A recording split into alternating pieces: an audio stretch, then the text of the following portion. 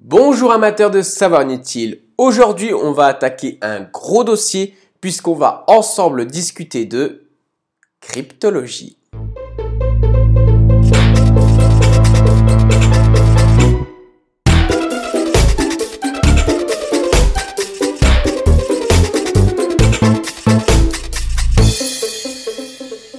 Donc ça fait je sais pas combien de temps que tu nous parles de ton nouveau format de vidéo. T'as même trollé les gens le 1er avril, tout ça pour juste une série de vidéos sur la crypto? Ah mais non, ça c'est pas mon nouveau format de vidéo. Hein. Ah ok. La cryptologie / cryptographie, c'est la branche des mathématiques qui consiste à rendre incompréhensible une information, excepté pour un nombre restreint de personnes. Le sujet est très vaste, c'est pourquoi j'ai décidé de découper le tout en plusieurs vidéos. Viendront s'intercaler entre d'autres vidéos sur d'autres sujets. La motivation première de la cryptologie est de garder un message secret. Imaginons deux personnages, Bob et Alice. Alors je sais pas pourquoi, mais dans tous les cours et les exercices de cryptographie, les noms des deux personnes c'est toujours Alice et Bob.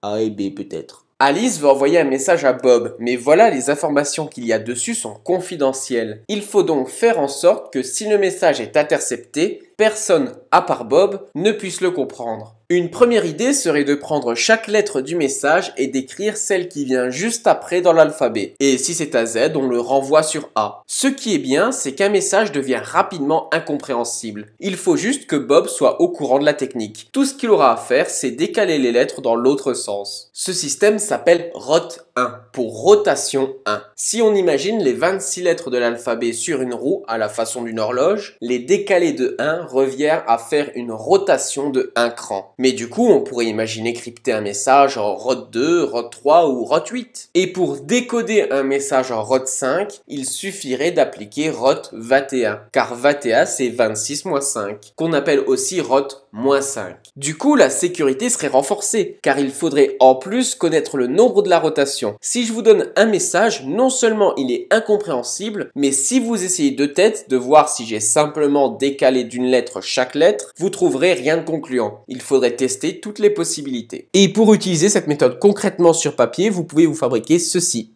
Un double disque en papier découpé en 26 quartiers qui permet de voir à quelle lettre on associe quelle lettre. Et pour décrypter, on lit le disque à l'envers. Le système ROT le plus pratique est sans doute le ROT13, car comme il y a 26 lettres dans l'alphabet, pour décoder à ROT13, il suffit de refaire ROT13. Le problème est que si les personnes qui veulent intercepter le message ont un peu de temps devant eux, ils peuvent tester les 26 possibilités sur le début du message pour voir lequel donne quelque chose de cohérent. Ou même faire tourner un ordinateur qui vérifiera ça en même pas une seconde. Il faudrait qu'il ne soit pas possible de tester toutes les possibilités. Eh bien, il y a une solution, le système dit à bijection. Bijection, c'est un mot compliqué pour dire mélange. Et c'est exactement ça l'idée. Plutôt qu'une simple rotation, on prend toutes les lettres de l'alphabet et on les mélange pour les mettre dans un nouvel ordre. Dans notre message, on remplace tous les A par la première lettre de notre mélange, les B par la deuxième, etc.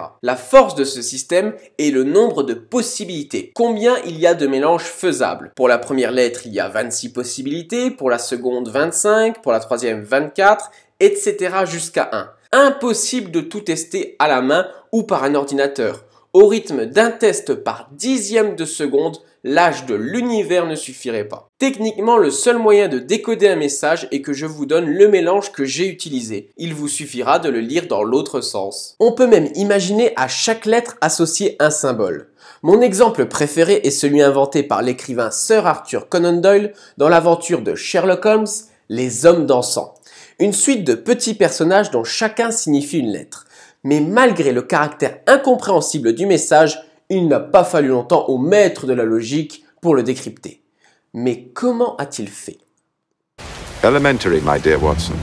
Par exemple, pour un code où on associe à une lettre une autre lettre. Supposons que l'on sache la langue dans laquelle le message a été rédigé, le français par exemple. La lettre la plus fréquente dans la langue française, c'est le E. C'est la plus utilisée. Je peux alors compter dans mon message le nombre de A, de B, de C, etc. Je regarde laquelle apparaît le plus souvent. Il y a donc une forte probabilité pour que cette lettre soit un E. Et grâce à toute une liste de spécificités grammaticales du français, comme un Q est quasi systématiquement suivi d'un U, ou si une lettre est toute seule, il y a de grandes chances pour que ce soit un A, on peut remonter jusqu'au message. Et c'est comme ça qu'a fait Sherlock Holmes, mais cette fois-ci avec des règles qui s'appliquent à la langue anglaise. C'est un peu long à la main, mais de nos jours, un ordinateur peut le faire automatiquement et rapidement. Donc, même ce système est cassable.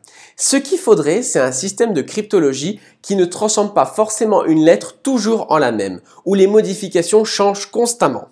Mais est-ce que c'est possible? Eh bien ça, on va le voir dans une prochaine vidéo. Mais en attendant, n'hésitez pas à briller en société. À plus!